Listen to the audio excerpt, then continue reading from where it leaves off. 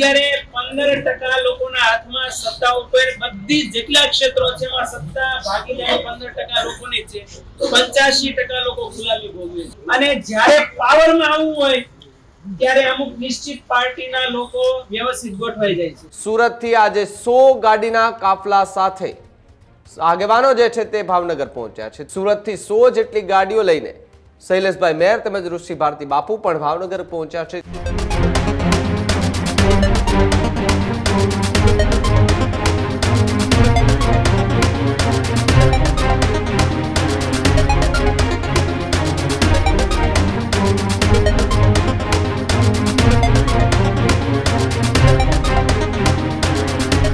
સમાચાર બગદાણાની બબાલને લઈને કરીએ તો બગદાણાના સેવક નવનીતભાઈને મારવાનો મામલો છે તે વધુ ચર્ચામાં દેખાઈ રહ્યો હશે. કોળી સમાજના જે આગેવાનો છે તે ભાવનગર ખાતે પહોંચી રહ્યા છે. નવનીતભાઈ પર મારવાના મામલે કોળી સમાજ આક્રમક રીતે હવે જોવા મળી રહ્યો છે. સુરતથી આજે 100 ગાડીના કાફલા સાથે આગેવાનો જે છે તે ભાવનગર પહોંચ્યા છે. ત્યારે આગેવાનોએ ભાવનગર ખાતે પહોંચ્યા બાદ નવનીતભાઈ સાથે મુલાકાત કરી છે. 100 ગાડીઓના કાફલા સાથે તમામ લોકો ભાવનગર પહોંચ્યા છે. શૈલેષભાઈ મેર તેમજ ઋષિ ભારતી બાપુ ભાવનગર પહોંચ્યા છે. આડકતરી રીતે સરકાર અને નેતાઓ પર ગંભીર પ્રહારો પણ જોવા મળી રહ્યા છે. સનાતન ધર્મના નામ પર વોટ બેંકની રાજનીતિ તેવી વાત ઋષિ ભારતી બાપુ કરી રહ્યા છે. કોળી ઠાકોર સમાજના લોકોમાં એકતા જરૂરી હોવાની વાત ઋષિ ભારતી બાપુ કરતા દેખાઈ આવ્યા છે. છેલ્લા 10 દિવસથી નવનીતભાઈ પર જે હુમલો થયો એ હુમલાને લઈને ચર્ચાઓ તેજ જાગી અને સાથે જ સમાજના આગેવાનો અને સમાજના નેતાઓની એવી માંગ છે કે જે મુખ્ય આરોપી છે એને આરોપ એવો લગાડવામાં આવી રહ્યો છે કે લોક સાહિત્યકાર માયાભાઈ આહિરના પુત્ર જયરાજ આહિર દ્વારા આખું કામ કરાવવામાં આવ્યું છે, કૃત્ય કરાવવામાં આવ્યું છે. આ પ્રકારનો આરોપ જે છે તે જોવા મળી રહ્યો છે અને સાથે જ જયરાજ આહિર પર ગંભીર આક્ષેપો કરવામાં આવી રહ્યા છે અને એમના પર કાર્યવાહી કરવા માટે વાત કરવામાં આવી રહી છે. અને એ વાત સમાજના આગેવાનો કરી રહ્યા છે અને કહી રહ્યા છે કે જે પણ મુખ્ય આરોપી છે તેમના પર કડક સજા થવી જોઈએ. ત્યારે આજે ભાવનગર ખાતે મોટી સંખ્યામાં કોળી સમાજના આગેવાનો પહોંચ્યા છે. સુરતથી 100 જેટલી ગાડીઓ લઈને શૈલેષભાઈ મેર તેમજ ઋષિ ભારતી બાપુ પણ ભાવનગર પહોંચ્યા છે. ત્યાંથી અલગ રીતે તમામ લોકો પ્રતિક્રિયા આપતા જોવા મળી રહ્યા હતા અને સાથે નવનીતભાઈ કે જેમના પર હુમલો કરવામાં આવ્યો અને જીવલેણ હુમલાને લઈને એને ન્યાય અપાવવા માટે સમાજ એક છે, સમાજના યુવાનો એક છે અને સતત નવનીતભાઈના ખડે પગે એમની પાસે ઉભા છે, ખંભોથી ખંભો મળાવીને ઉભા છે. એમને જ્યાં પણ જરૂર પડશે ત્યાં સમાજના લોકો અને સમાજના આગેવાનો, સમાજના યુવાનો એમની જોડે રહેશે તેવી વાત કરતા ત્યાંથી લોકો જોવા મળી રહ્યા છે. ત્યારે ઋષિ ભારતી બાપુનું નિવેદન જે છે તે હાલ ખૂબ ચર્ચામાં આવ્યું છે. ઓબીસી સમાજમાં ભવિષ્યમાં સમાજના સંતોના એવા આશીર્વાદ અમે આપીએ કે ભવિષ્યમાં પેદા થાય. માધવસિંહ સોલંકી સાહેબ પછી કોઈ પેદા નથી.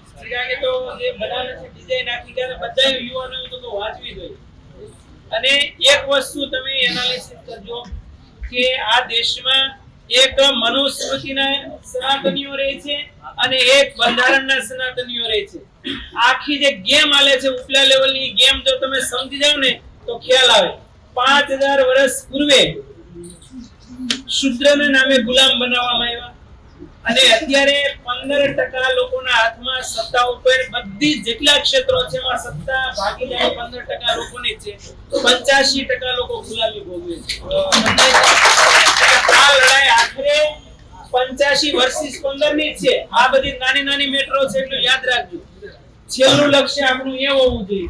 અને એટલા માટે બગદાણાની મેટર તમે જુઓ તો જ્યારે વોટ લેવા આવે ત્યારે શું કહેવાય છે?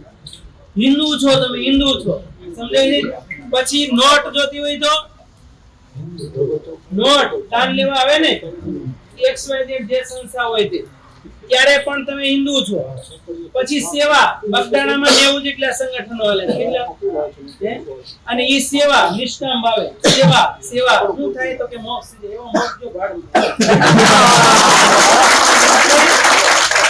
સેવાને નામે પણ આપણને હિન્દુત્વ સાબિત કરે છે.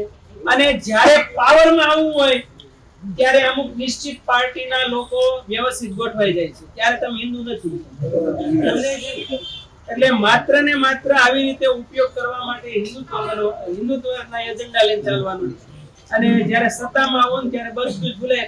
જો ઈ એજન્ડા થી બધા હાલતા હોય તો એટલું આખું ગુજરાતમાં તમે જો આખો કોળી સમાજ આમ હિલોળે ચડ્યો છે કે આમ છે આમ છે. આટલી બધી દોડાદોડી કરવી પડે. એટલા માટે આપણી સાથે જે બગદાણાની મેટર છે એના નામે પણ તમે બીજી મેટ્રો ક્યાંથી થાય છે, ક્યાંથી આખી કેમ રચાય છે, એનું એપિસેન્ટર શું છે એનો ખ્યાલ દરેક સમસ્ત કોળી ઠાકોર સમાજના ભાઈ બહેનોનો હોવો જ રહ્યો. અને એટલા માટે ટોટલ અવેરનેસ અને ટોટલ યુનિટી બે કામ જો સિદ્ધ થયા સંગે શક્તિ કલો યુગે અને જેમ વિવેકાનંદ કહેતા કે ઉત્તિષ્ઠત જાગ્રત પ્રાપ્ય વરા નિબોધત, જો આ બે કાર્યો સિદ્ધ થયા, હમણાં જેમ ચિરાગે કીધું ગામડામાં ચેન